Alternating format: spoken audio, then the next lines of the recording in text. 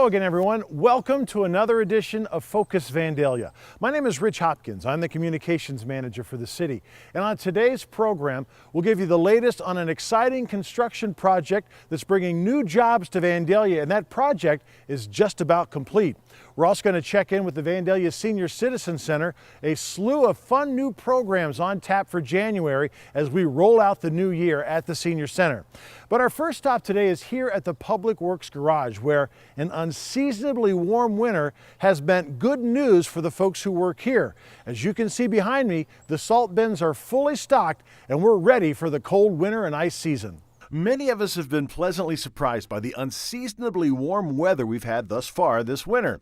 But we all know the snow and ice will be here soon enough. Public Service Director Rob Cron says they will be ready when those snowflakes start to fall. Right now we have not used any of our salt supply, so where you can see behind me, we're fully stocked up. We have 1,000 ton on hand, and we are ready for the winter when it does finally get here.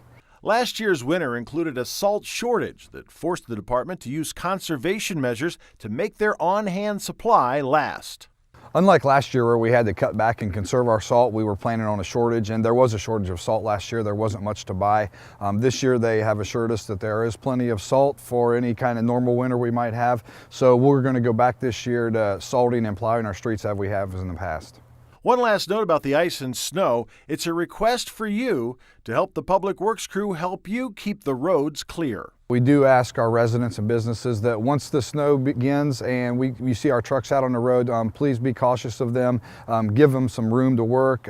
Also on the residential streets, we ask that if you can move your cars off of the streets, put them up in your driveway so we can plow the entire street. And then also in our business areas, we ask if you have a contractor or someone come in and clean out your parking lot, that you do not push that snow out into the street after we've cleaned the streets. It can be a hazard out there, and we just like to keep the streets as safe as possible. The warmer weather of December did have one nice benefit, as crews working the National Road Streetscape project were able to work late into the month ahead of Old Man Winter. They are kind of wrapping things up for the winter. They've got the majority of the work done on the north side of the road. They've done a little bit of the underground trenching work and foundations on the south side, but they're probably going to stop for the winter, and I would expect work to pick back up sometime around March. From building a better road to building a roomier workspace, the folks at Johnson Electric are wrapping up a major expansion project. Originally looked at this plan and said, hey, we're going to put together about a 30,000 square foot addition to this facility. And what's happened is they decided to phase that out. And this first phase, as you can see over my left shoulder, is about 13,000 square feet. It's going to kick off a project that's probably going to be somewhere between 3 and 5 years all told. They've committed to us 100 new jobs, 100 new full-time jobs here at Johnson Electric, which is extremely exciting. Assistant City Manager Greg Shackelford says Johnson Electric isn't the only company in a construction mode. While workers wind up that project, crews are just now moving the work indoors at the future headquarters of Superior Abrasives. They continue to work on the exterior, and they're starting to get into the inside of the facility, which is the best sign when they finish the exterior and they start working inside. But that should be wrapping up in the spring, and that's going to be 85 jobs right away. One other economic development update deals with the land that was once the National Road Morton Middle School site. Shackelford says there's a possibility that land could be sold in the very near future. We still have our option agreement in place right now with Wright and Schulte for the potential acquisition of the old Morton site. I think we'll know a little bit more about that after the holidays, but that would be the potential sale of the roughly 10-acre lot where Morton Middle School used to be on National Road. Shackelford says 2015 has been a very good year for economic development efforts, with a number of new jobs in the pipeline. As a whole, kind of talking about the year in review, I just put some quick numbers together, and we've got committed projects that are underway or committed already here, and it's just under 500 jobs for the year 2015 that maybe the project started in 13 or 14 when the commitments came in, and then they got going on the construction. But for 2015, we've got just under 500 jobs. There's also exciting news to report from the Division of Fire, where a new piece of equipment, a hydraulic-driven fan, promises to make short work of what used to be a very time-consuming process. This hydraulic-driven fan can do the same thing on the house fires, but it has a lot more CFMs, a lot more air comes out of this one fan. It almost equals 3 of our electric fans. So this fan here, it takes no time at all to get the smoke out of the building. Fire Marshal Dwayne Stitzel says the fan is not just useful for smoke removal. In a hazmat incident, to clear out a large commercial building, first it's intrinsically safe, and it will remove the hazardous material from the building very quickly. The primary difference between the hydraulic fan and the typical electric fan is the way it's built and the power it can generate. The way it's built, the mechanical measured way it's built, there's really not that many parts and pieces. So it will last longer. It's tended not to break or break down a lot. So it will last a lot longer and we'll have very few problems with it, if any. A recent testing of the fan's capability showed impressive results. We use a positive pressure ventilation technique. And what we do, we increase that pressure inside the building where the smoke and toxic smoke is at to get it out. So we build the pressure up, then we start opening up windows, and just the amount that comes out is just unbelievable from this thing. The fan actually belongs to the White Castle food processing plant, which uses refrigerant chemicals that would be problematic in a spill. But the company is allowing the Division of Fire to house that fan at the station for use in any type of emergency. They gave us the ability to use it any place we need. An example for training to start off with, but any type of a commercial building with smoke inside of it, we don't really have the capability with our electric fans to remove that much smoke. So this hydraulic-driven fan will help us do that quickly. Now let's shift gears and head over to one of the busiest places in town, the Vandalia Senior Citizen Center, where a number of new programs will be rolled out in January. Coordinator Tony Williams says a center member will be teaching a fascinating art technique in January. Artist Cheryl Scott, and she likes to do quilling, such as this snowflake. And we have a class on this on Thursday, January 21st from 10 to 12:30, making this snowflake, and it's $3 for the materials. And so members can come and do that are interested in trying that out. I'm going to be one of those.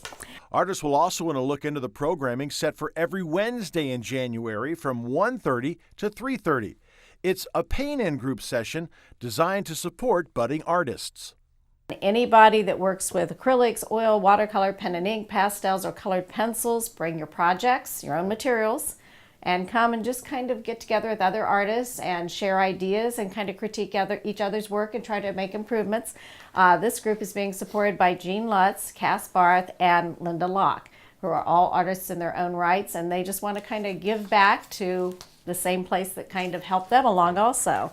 Williams says if art isn't your bag, maybe you'll appreciate a series of historical lectures scheduled for every Monday in the month. Every Monday at 1 o'clock we have a speaker.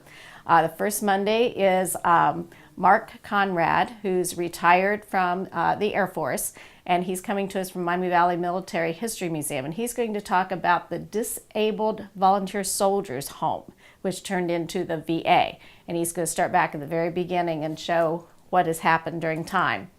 The next one is a speaker from Woodland Cemetery, going to talk about the women that are buried in Woodland, the famous women of Woodland, and that is on January 11th. The following Monday, on January 18th, Richard Esposito, who was here in December, is going to come back and talk about women aviators, the gals that dared. And these are the gals that couldn't vote yet, probably couldn't own property, but they were starting to fly airplanes. So they were very daring for their time period.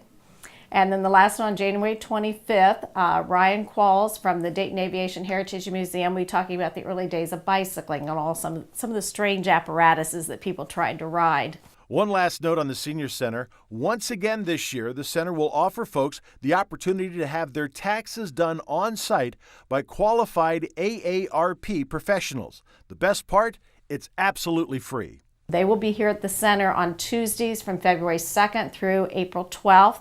The sign up for that will be going up starting January 4th. You have to come into the center to sign up. You can send somebody else, but it has to come here. You have to sign up and put your phone number down. Our last stop today is at the Vandalia Recreation Center, where Recreation Supervisor Sarah Levy is telling everyone about a yoga class for a very distinct group of people. We are starting a brand new yoga class. It's prenatal yoga. So we're looking for all participants of expectant mothers, and it's specifically designed for them. The neonatal yoga will be a 6-week program beginning Tuesday, January 5th and wrapping up on Tuesday, February the 9th. Now the goal is to help expectant mothers to better navigate pregnancy. It's going to help bring their focus in towards the mom and the baby and working on ways to cope when they go through labor and delivery, just specific movements that's really going to benefit them going through their pregnancy journey. The classes will run from 6:30 to 7:30 in the evening. We ask that you pre-register for this program since space is limited. It will be held in the special events room. So please register online, or you can call the front desk or stop in anytime and sign up at the front desk when you come in. If you've not been to the Recreation Center in a while, here's an opportunity for you and your family to check it out on the cheap. It's the 2016 Beat the Winter Blues Bash. So take a break from the winter cold and come into the rec center for a Hawaiian-themed bash. We're going to have the climbing wall, Luther's Jungle, the pool, door prizes, Hawaiian drinks, and snacks. Child Care Supervisor Brittany Oliver says the event is set for Friday, January the 29th from 5 to 9 p.m. and admission is just $10 per family. Your whole family, so for $10 for up to 6 people, you can enjoy everything at the rec center. The pool, the climbing wall, Luther's Jungle, and the gym. The Vandalia Recreation Center is also a great option for your child's next birthday party.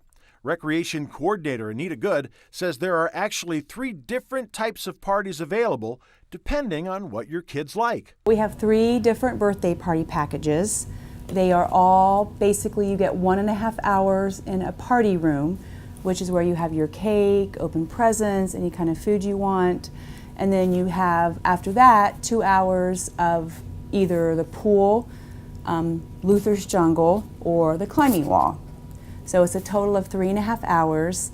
It includes 13 children participating and does include paper products, plates, cups, napkins, plasticware. Good says the key to the successful party is in the party coordinator. That's a staff member dedicated to supporting your party's every need. During the course of the party, if there's things they want, ice or something, or extra cups and plates, they can go to her, and that takes all the stress off the front desk, who has all their other duties to have to handle. So the birthday party, we have 3 great birthday party hostesses. Each party is priced for up to 12 kids to enjoy the center. Now, if you're a Vandalia resident or a rec center member, the pool party is just $110. It's a little more if you're not a resident. The climbing wall or Luther's Jungle party are $95 per resident, and it's a little more for non-residents. A lot of people like it to have them here because you don't have to worry about cleaning your house or anything like that, and all these kids running around. So yeah, it's a very popular destination for a birthday party, and the pool is definitely the biggest draw because it's an indoor aquatic center, and in the winter and even in the summer it's great. A lot of kids like to swim. Speaking of swimming, now is the time to think about signing your kids up for the winter swim lesson sessions. Aquatics coordinator Denise Roederer says classes begin in January. Saturday lessons begin on January 23rd, and Tuesday, Thursday PM lessons begin on January the 26th. We offer, in the mornings, we offer adult lessons, preschool lessons, and parent-child lessons. And in the evenings, we offer preschool lessons and the older children lessons. The classes are structured based on the student's skill level. Because our instructors are well versed in what they do, and so we can place you in one place, but if we find during the first or second lesson that you're at a more advanced stage, or the opposite, that we place you inappropriately to begin with, we can adjust the level based on what your needs are for the program. Roederer says learning to swim is a great way to keep your kids safe around water. We hope that everyone begins their children young with swimming, because the sooner you get in swimming lessons, the more you feel comfortable with the water, the more you'll be a lifelong swimmer and a lifelong person who's safe around water. If you'd like more information on the swim lesson program here at the Vandalia Recreation Center, your best bet is to check them out on the web. www.vandaliareccenter.com. Check out their new website and get all the information you'll need for a lifetime of water safety. That's going to do it for this edition of Focus Vandalia. I'm Rich Hopkins. Thanks for watching, and we'll see you next time.